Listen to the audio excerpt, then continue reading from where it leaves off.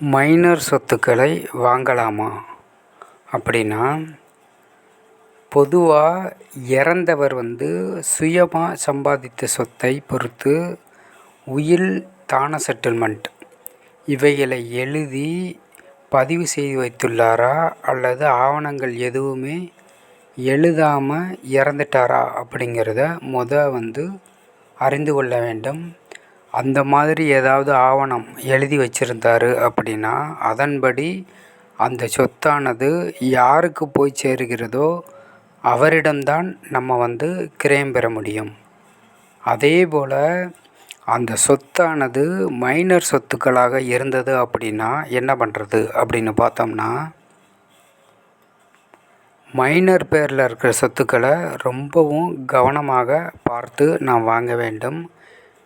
எதுக்கு அப்படின்னா, இவைகளை அதாவது மைனர் சொத்துக்களை விற்கிறதுக்கு பொதுவாக கார்டியனுகளுக்கு உரிமை கிடையாது.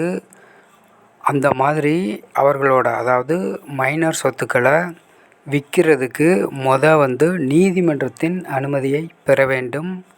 இருந்தாலும் கூட்டு குடும்ப சொத்தில் மைனர்களுக்கு என்ன பங்கு இருக்குதோ அந்த பங்கை குடும்ப நலன் கருதியும் மைனரோட பராமரிப்புக்காகவும் கார்டியன் அப்படிங்கிற ஸ்தானத்தில் குடும்பத் தலைவர் விற்கலாம். இதுக்கு நீதிமன்ற ஆணை அவசியம் கிடையாது.